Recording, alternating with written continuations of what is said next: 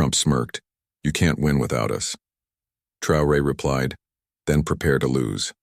And in that single exchange, the entire hall seemed to contract and then expand with the weight of centuries of history, power, and resistance, for the words were not simply two men trading barbs across a polished floor beneath the glare of cameras.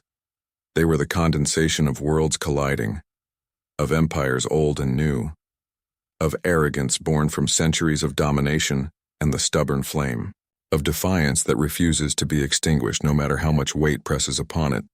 And as Trump leaned back in his chair, self-assured as always, projecting the aura of a man who had for years convinced himself and millions of others that America was not just a country, but the axis upon which the planet spun, his smirk became a symbol of all that the global North had believed about itself.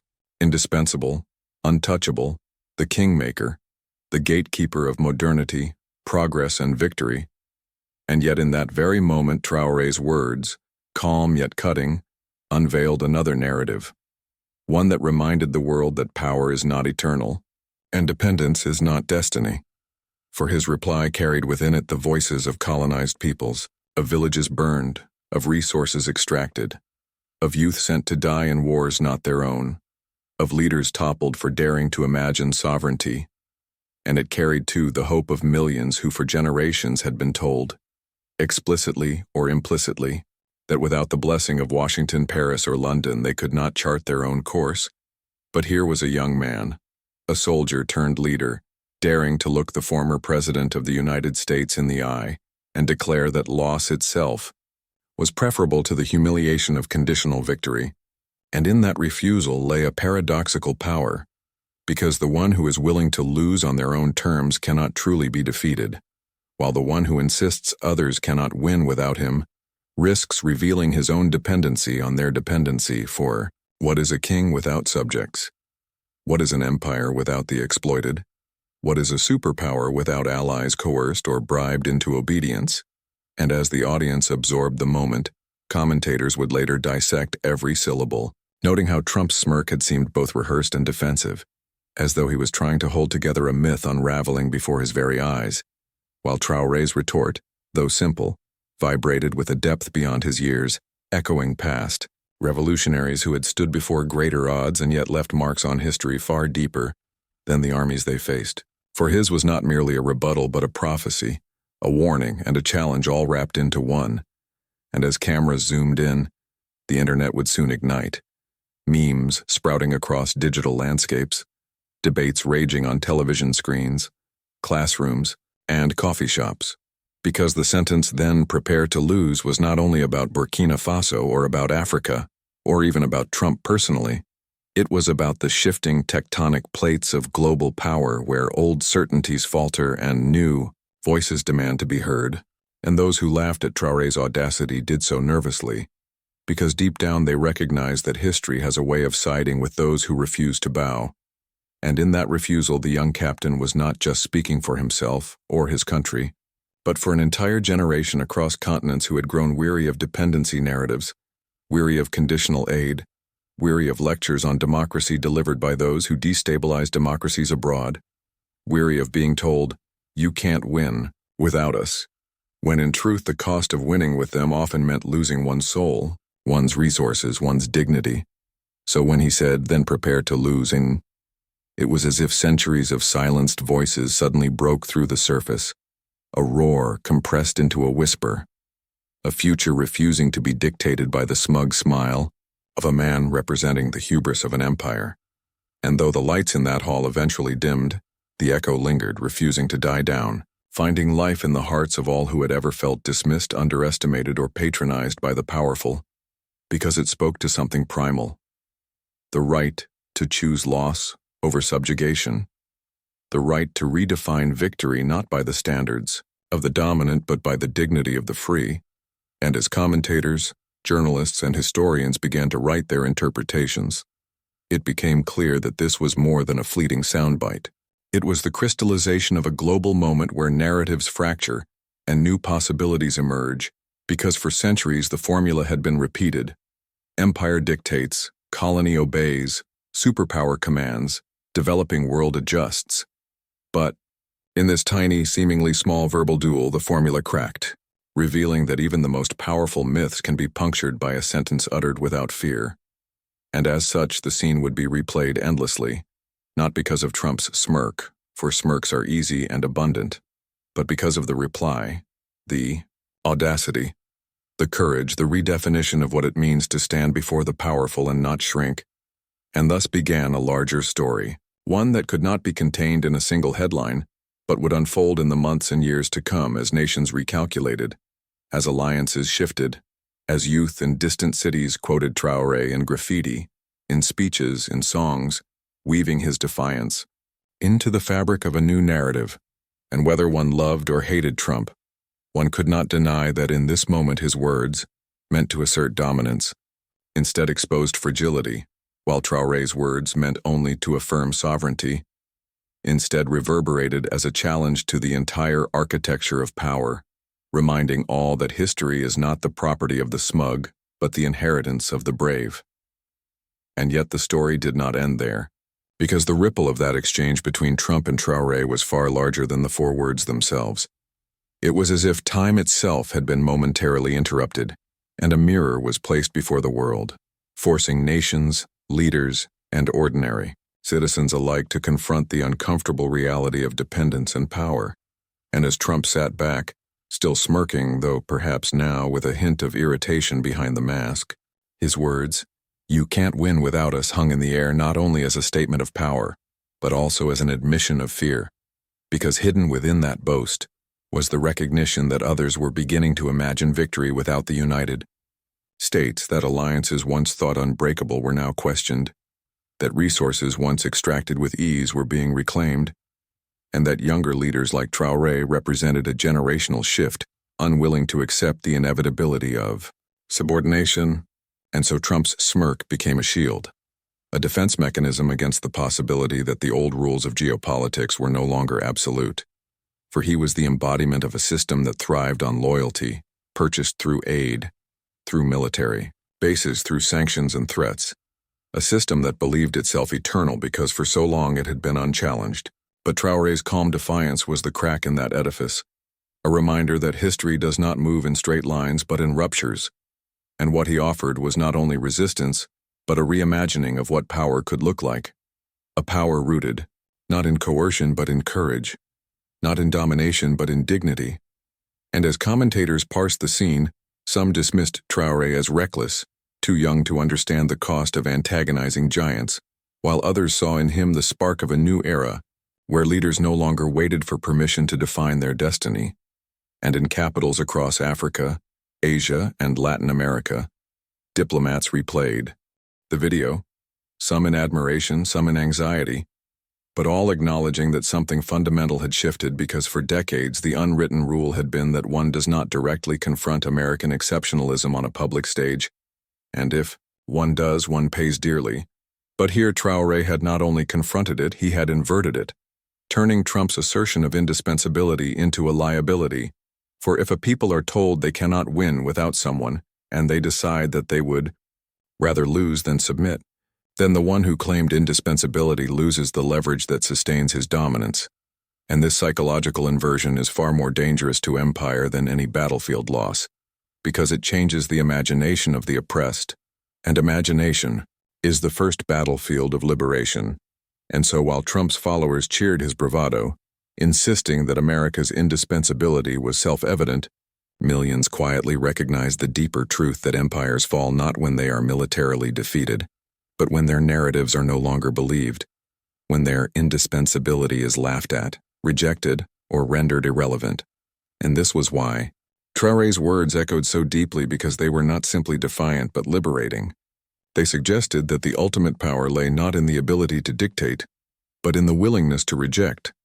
And this rejection carried echoes of past revolutions, from the American colonists who once told Britain they would rather fight than continue to be taxed without representation, to the anti-colonial movements of the 20th century, who proclaimed independence even when warned they could not survive without European tutelage, to the countless individuals who had, across history, chosen the dignity of resistance over the comfort of dependence. And so his words resonated not only across Africa, but across the global south and even within the heart of America itself. Among those who too felt suffocated by the myth that their fates must always be tethered to the whims of elites, and thus what seemed at first a small verbal skirmish became a symbolic earthquake. Because in that hall, under the glare of cameras, the myth of indispensability cracked, and once cracked, it could not be repaired, no matter how many smirks or boasts tried to paper over it. And even as Trump attempted to recover, perhaps by raising his voice or shifting the topic, the damage was done, because the image of a young African leader calmly stating, "Then prepare to lose," could not be erased. It was too clean, too sharp, too iconic, and the internet, always hungry for symbols, devoured it, magnified it, turned it into slogans, into posters, into rallying cries, until even those who had not followed the exchange firsthand were repeating it. And repetition is how myths are born, for myths are not always lies. Sometimes they are truths distilled so clearly that they transcend context. And in this case, the truth was simple. Indispensability is a myth, and freedom begins with the courage to reject it. And so while Trump's smirk might have won applause in the moment, it was Traoré's reply that survived, carried like a flame from one heart to another, igniting imaginations that had long lain dormant. And if history teaches anything, it is that imaginations once ignited cannot be easily extinguished. And so what began as a smirk and a reply evolved into a saga, not written by either man alone, but by the countless voices who picked it up and made it their own, until the balance of narrative power itself began to tilt, ever so slightly, away from the empire of the indispensable toward the defiance of the unbowed. But even more striking than the exchange itself was the silence that followed, because silence in politics is never empty. It is charged. It is the space where meaning crystallizes, and in that moment, after Traoré's calm yet razor-sharp reply, the silence of the hall became louder than Trump's smirk or his words. It was the silence of an audience recalibrating, of listeners realizing they had witnessed not merely a clash of personalities, but a rupture in the way global power had long been performed. For in that instant, Trump's boast, meant to project confidence, was reframed as desperation, a plea disguised as dominance, and Traoré's defiance, meant simply to assert dignity, became magnified into prophecy, into an anthem of sovereignty. And as cameras captured the flicker in Trump's eyes, half amusement, half unease, viewers around the world replayed it, slowing the footage, analyzing body language, dissecting tone, until what emerged was the unmistakable recognition that the United States, or at least the vision of America that Trump embodied, was no longer the unchallenged referee of global affairs, because once the myth of indispensability is questioned, every subsequent act of power is tainted by doubt, and doubt is the beginning of decline. Not decline in material strength, perhaps, but in legitimacy, in the belief that others have no choice but to obey, and legitimacy is the lifeblood of empire, for even the strongest army cannot sustain itself forever against populations that refuse to consent. And thus Traoré's reply did not weaken America militarily but symbolically, which in many ways is far more consequential, because symbolic defeats spread faster, linger longer, and inspire deeper than battlefield victories.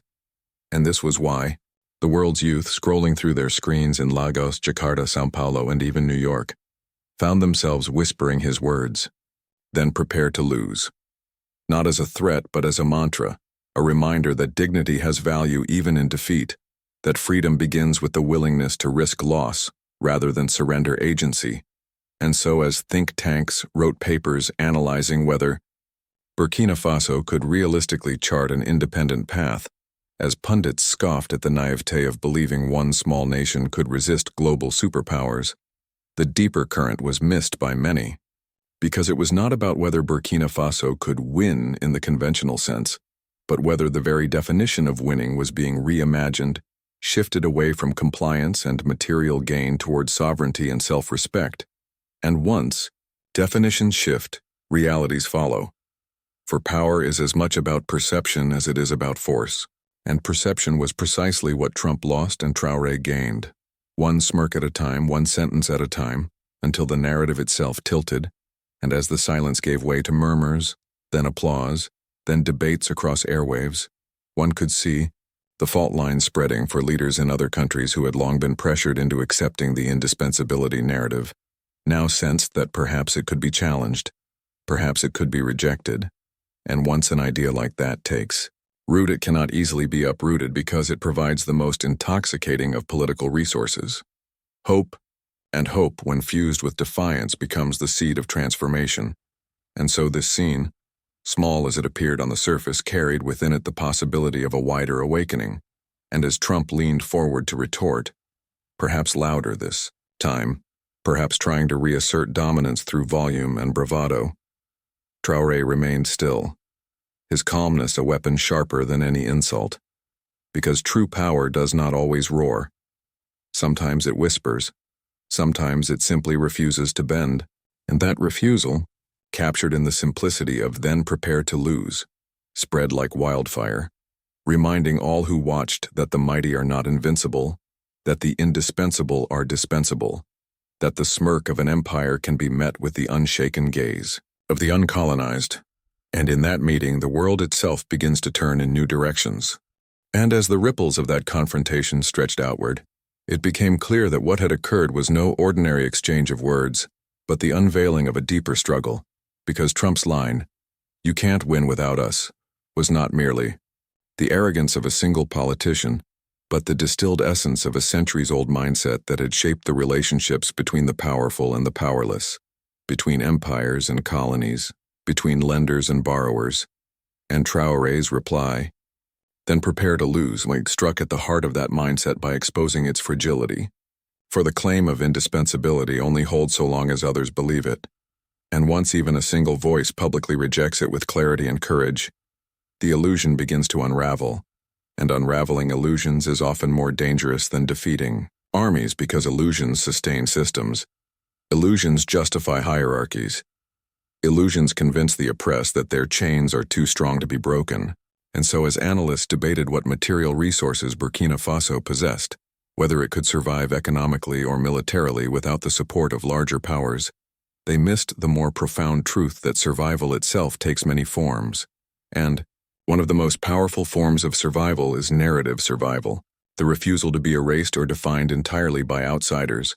And in that sense, Traoré had already won, for his words ensured that even if Burkina Faso struggled, even if sanctions fell, even if pressure mounted, the story of resistance would outlive the immediate consequences, and stories once told acquire lives of their own, leaping across borders, inspiring movements, altering the imagination of what is possible.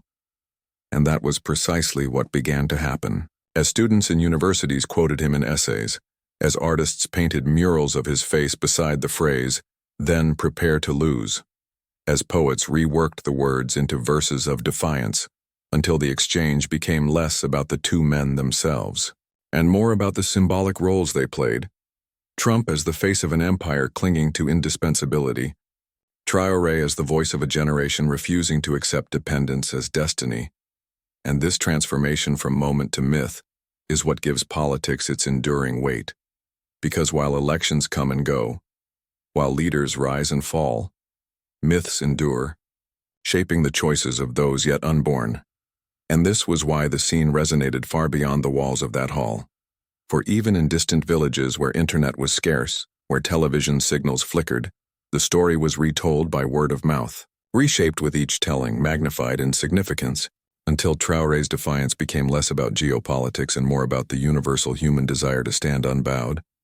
And though critics scoffed, claiming he was reckless to antagonize someone as powerful as Trump, history has shown time and again that recklessness in the face of overwhelming power often becomes remembered as courage, that what looks like futility in the present often becomes heroism in retrospect. And so while Trump's smirk seemed to carry the weight of centuries of dominance, it was already becoming a relic, a fossil of an era when the global north could dictate terms without challenge, whereas Traoré's calm refusal was becoming a seed, a signal of what the next era might look like, an era where victory is not defined by compliance but by sovereignty, where loss itself is preferable to surrender. And as the applause finally broke the silence, half the room clapping for Trump's bravado, half for Traoré's courage, The sound was more than noise, it was the physical manifestation of a world divided, a world in transition. And like all transitions, it was messy, uncertain, fraught, with contradictions yet undeniably real. And in that division lay the proof that something fundamental had shifted, for where once there would have been unanimous laughter at the audacity of a small leader defying a giant, now there was applause. And applause means recognition. Recognition means legitimacy. And legitimacy means power of a kind no smirk can erase. And thus the confrontation, brief though it was, marked the beginning of a narrative battle whose outcome would not be decided in that hall, but in the minds of millions who watched, remembered, and repeated until, then prepared to lose became less a sentence and more a worldview. A defiant lens through which the oppressed began to see themselves not as inevitable losers without empire's hand, but as sovereign actors capable of shaping their own destiny, even at great cost. And it is precisely that willingness to risk cost that terrifies the powerful most, because an opponent who fears loss can be controlled. But an opponent who accepts loss as the price of dignity cannot be defeated. And this, above all, was the true meaning of Traoré's reply.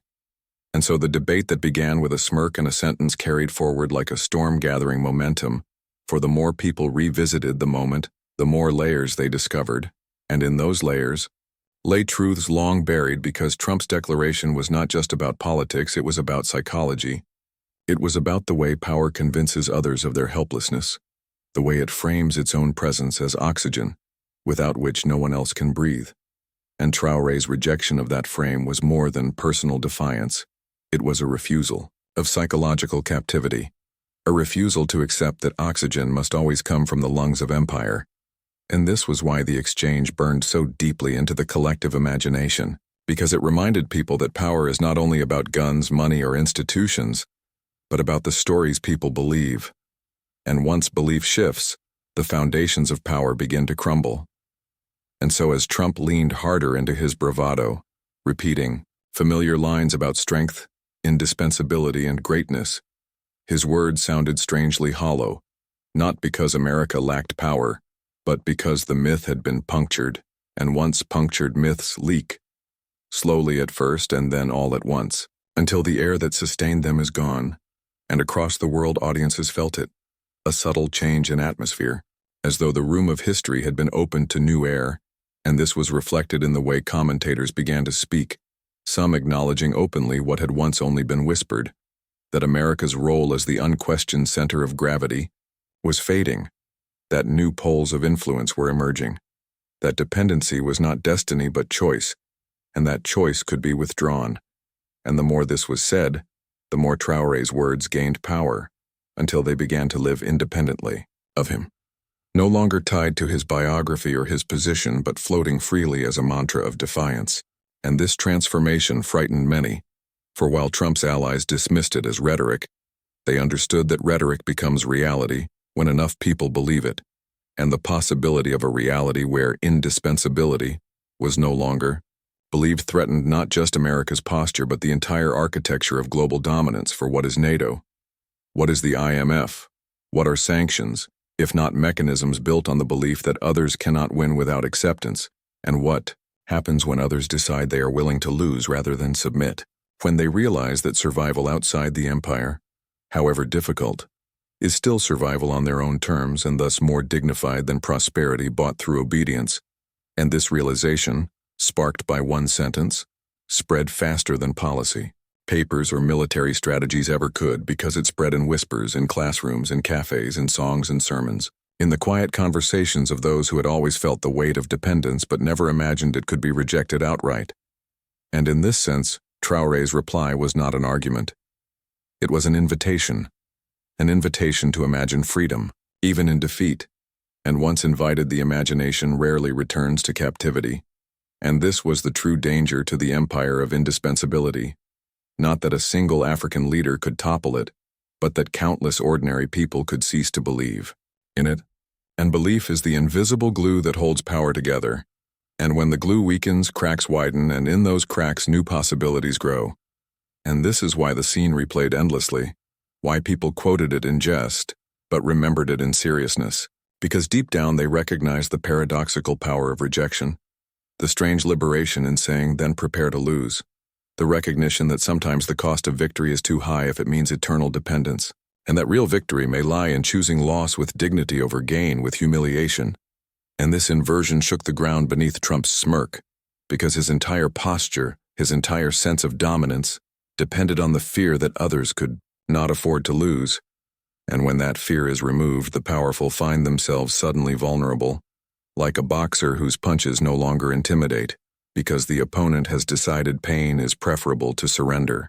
And in that decision, the balance of power shifts invisibly yet irreversibly, until what once looked unassailable begins to look fragile, and fragility, once exposed, accelerates decline, for empires do not fall simply because of external attack, but because of internal disbelief.